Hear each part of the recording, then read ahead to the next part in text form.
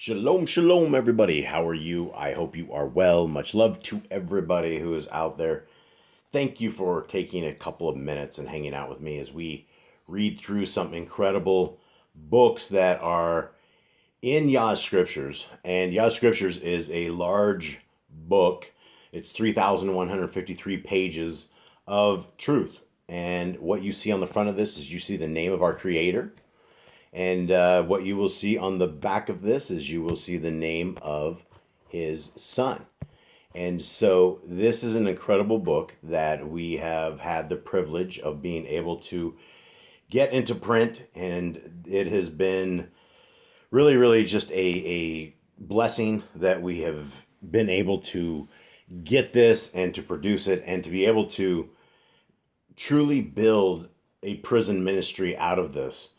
And the prison ministry that has been built and is currently functioning is something that was built out of there was no real plan. The entire thing came to be because a company called the Yah Scriptures, which is a criminal enterprise that has been stealing money off the backs of Yah's people for about 13 years.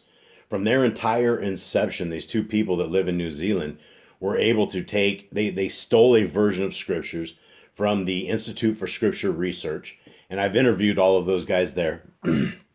And then she went and put them all on blast. And she created this domain called messianichallofshame.com. And she put them and their families and their houses and their locations and just really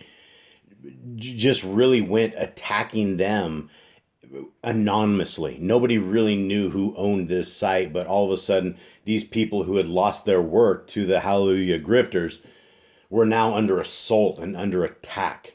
And so as they were under attack for years and years and years, this little people in New Zealand, Deb and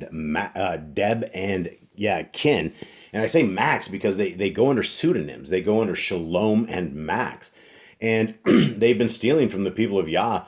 Well, they have $500,000 in cash sitting in there, and they have millions and millions of dollars worth of books they already have. So they are a extremely wealthy company, and their entire grift was that they were putting all of this money into orphans, widows, lepers, and prisoners, and that they were shipping mass amounts of scriptures into prisons.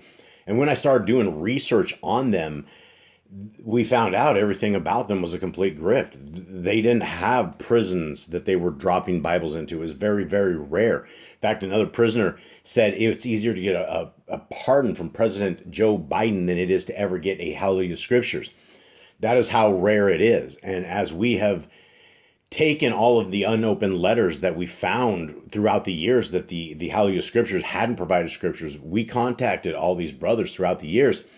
And we've gotten incredible relations with these guys. We have people inside of prisons that have done horrible things, that are now seeking our Creator, that are seeking His ways, that know there's a different way. Because all we have in this world that we've been indoctrinated into is a tradition of man, a religion that opposes what Scriptures tells us to do. Our Scriptures tells us very clearly from the first page of the Bible that we have a set of laws, statutes, and commandments that we need to have and that we need to obey. And we need to keep them for all generations. We only have about 150 or 160 different laws that apply to us today that we can do, but we can absolutely do them, and they are super easy to do.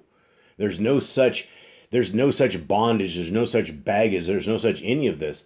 Our instruction book sits right before us, and it is an incredible read. When you guys read scriptures, regardless of the translation, when you guys read scriptures and you read it for truth and you read it for knowledge and you read it to input data, and it doesn't matter how many times you can read this. I will tell you from a person who literally typed every letter up on this and read it and reread it and reread it and reread it, probably a few more times than that. It is... you still miss stuff. I still read it as I'm reading through the book of the Nazarene, which I ended up typing up and having put into this.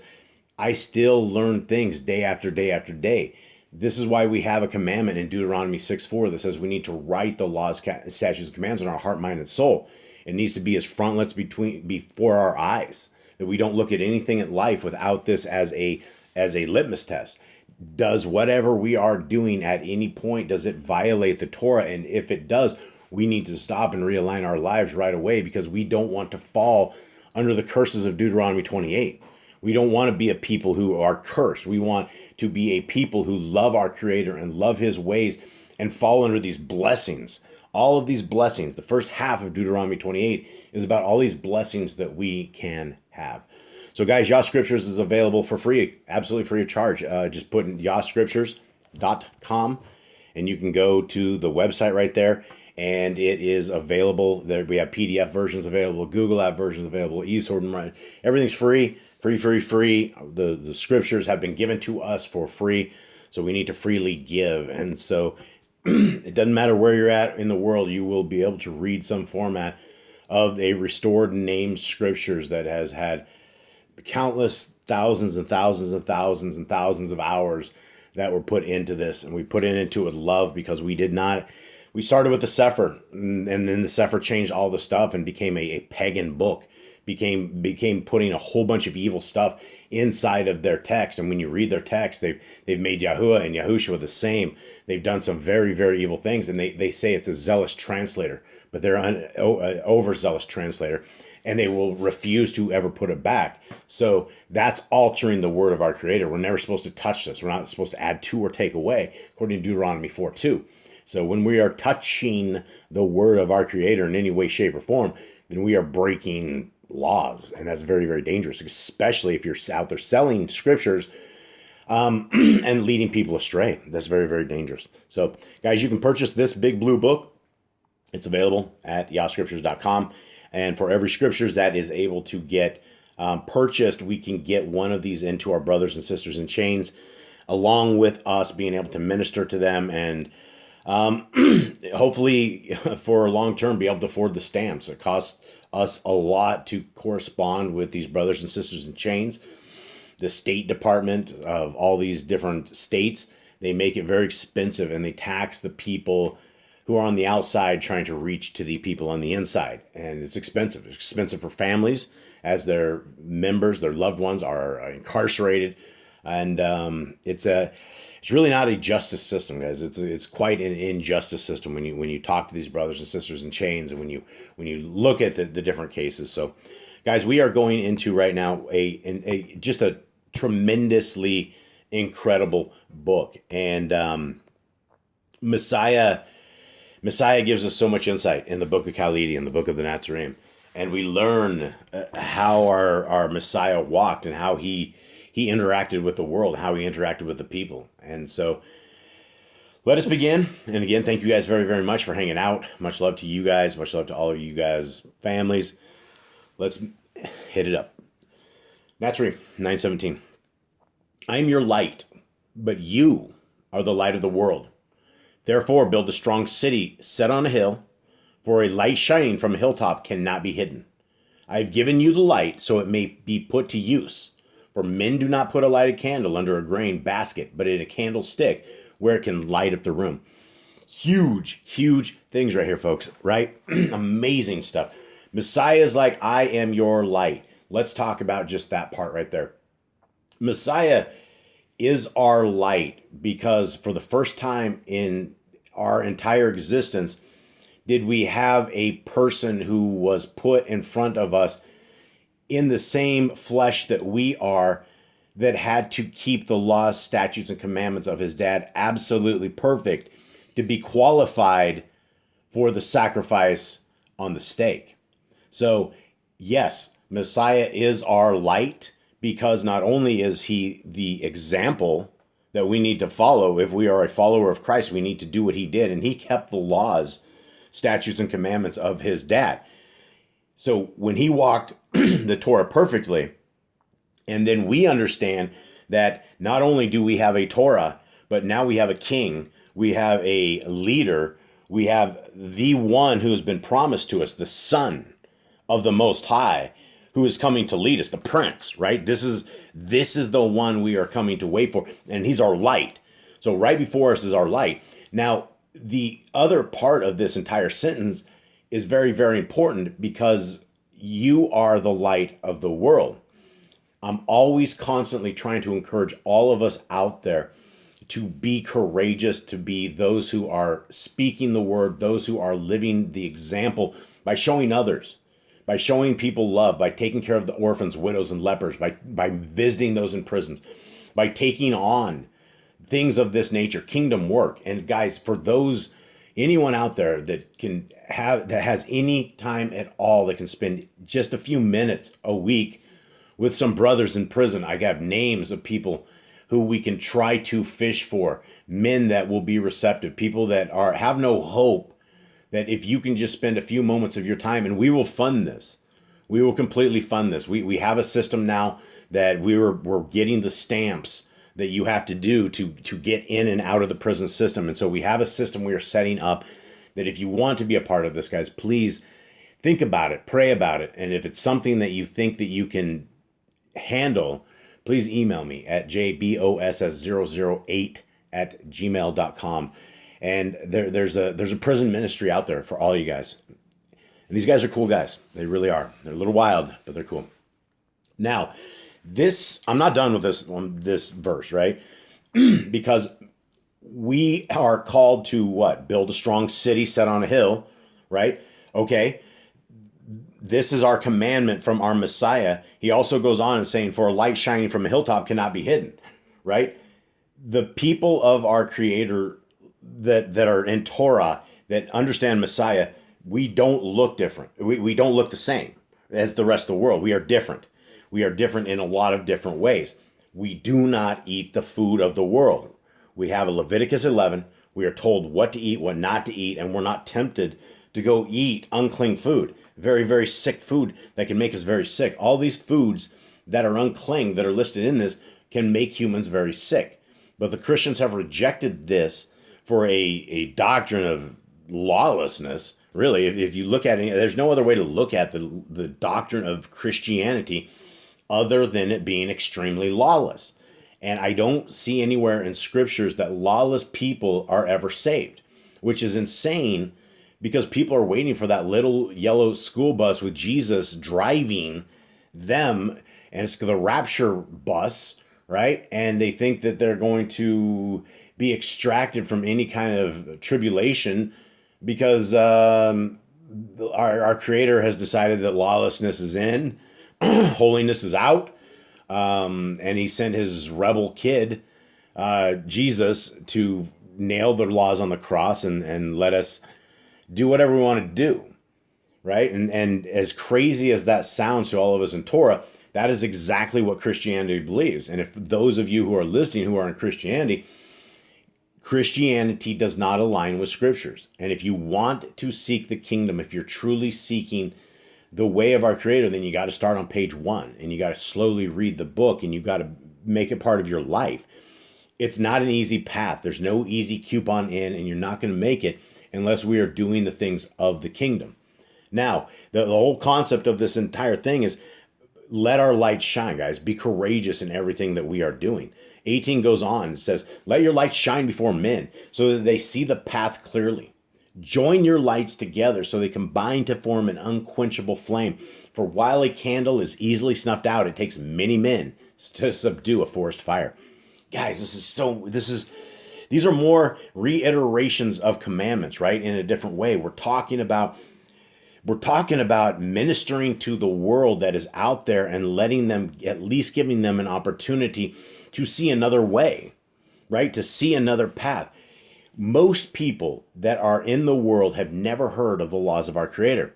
And it's not even really the laws of it's not laws. It's more like, it is laws, but it is more like a life-building system, health system. It's not just, it's about physical health. It's about spiritual health. It's about, staying alive. It's about people taking care of them, not putting your neighbors in danger, not drinking blood or eating the fat, doing the things our Creator wants us to do. So Messiah says, join your lights together.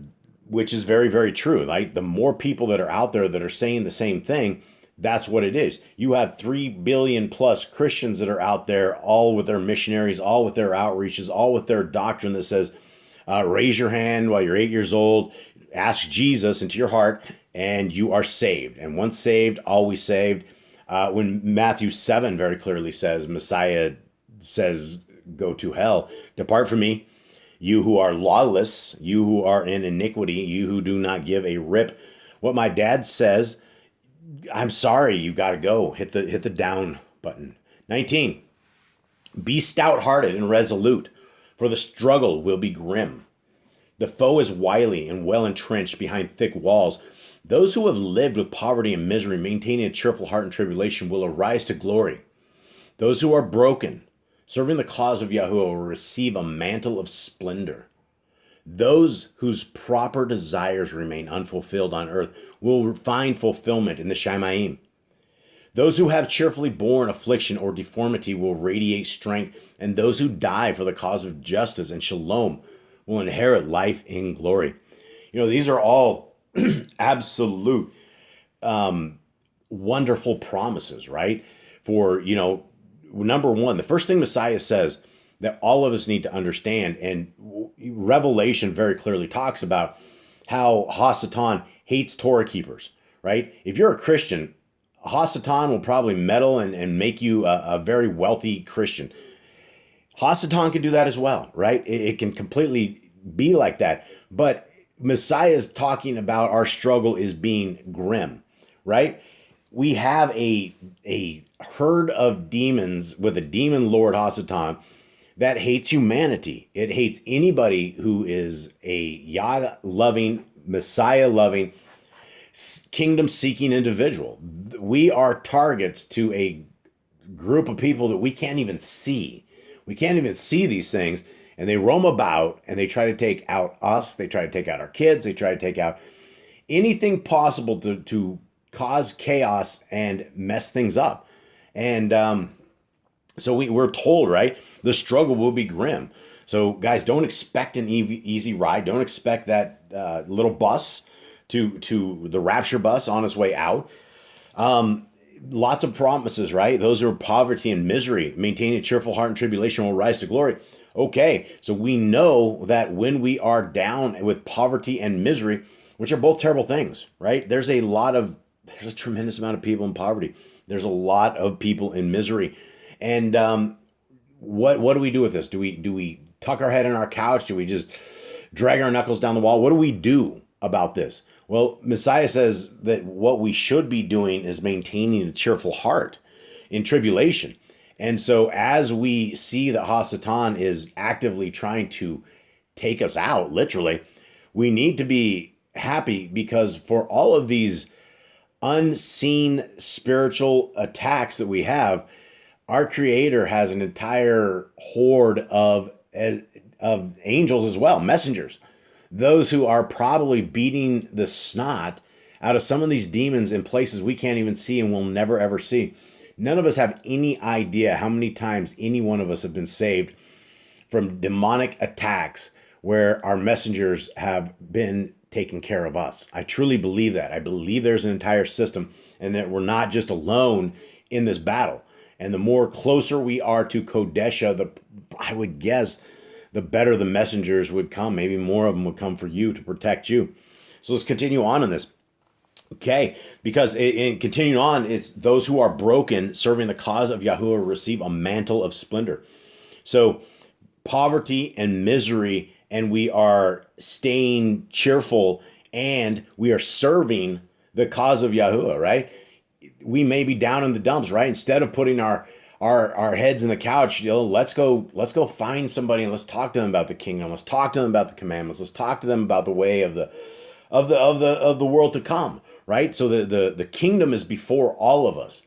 The kingdom will be here when mankind is ready, and that's what we're trying to do. Is we're trying to get everybody who are the true bride of our Messiah ready. And there's a lot of people who have never ever heard about the laws of our Creator. And so while the fishing is good, while the action is available that we can jump in here, and guys, this prison ministry, I'm telling you, this is it's like shooting fish in a barrel. It really, really is. We are now starting to interact with people on death row that have very, very few communications with people, and they'll get a pen pal and the pen pal will disappear. There's nobody who is willing to go the distance with these brothers and sisters and to take them into something else. Yes, they did horrible, horrible things. Many of them 46, 47 years ago. Guys, there's a lot. This is not according to Torah. This entire incarceration and the kind of psychological mess it is in. Guys, most of the time that these guys do long term on death row, they snap. Like if they weren't completely nuts before, the long term segregation, they never ever are. They're never around another person, right? All they have, they're always behind cells, solitary confinement for decades. It is not a humane treatment of these brothers. And so this is why a little bit of love, a little bit of reach out, and then they see the truth, right? They see the truth. Some of them get a little paranoid at first, and then they're like, "Who are you? What do you want?" And you're like, "Man, my only objective is to give you some love and to be here for an ear and to tell you the truth that I found in scriptures." And the truth that I found in scriptures is something that there's no religion that teaches. 41,000 different religions have completely let us down, and there's no such religion. What we need to be is we need to be Hebrews. We need to be Hebrew people, the people of our Creator. And that's if you want a flag, fly a flag under a Hebrew. Okay, continuing on. Those whose proper desire remains unfulfilled on earth and will find fulfillment in the Shamayim, right? So this is more of a call to, we need to be happy with what we have, right? If we have a humble abode, if we have something, let's find happiness in everything, right? This is, we don't need to be the rich people, because every time you read about rich people in scriptures, there's a struggle against cash and your soul. And it's really, really hard for those who have the money. So I think in poverty, we need to be more thankful, because our Creator, if we still have a bite to eat, then our Creator has provided for us. And even when we don't have a bite to eat, give some prayer to our Creator. He'll send the birds. I believe, without a shadow of a doubt, that our Creator will send birds with meat if we are starving to death. It has happened throughout scriptures. It is one of those things that our Creator knows who we are and what we need. His Son has told us that. He talks about all of this, the daffodils and all their splendor, and the birds, how they don't have to worry about a thing. Same here, right? We have a Creator who loves us, who's omnipotent, has a fiber optic cable running right from Him right to us. So all we have to do is send up a little prayer, and the network is complete, right? That's all we got to do is turn our heart, mind, and soul to our Creator. Okay, final on that thing, those who have cheerfully borne affliction or deformity will radiate strength. Another incredible promise, right?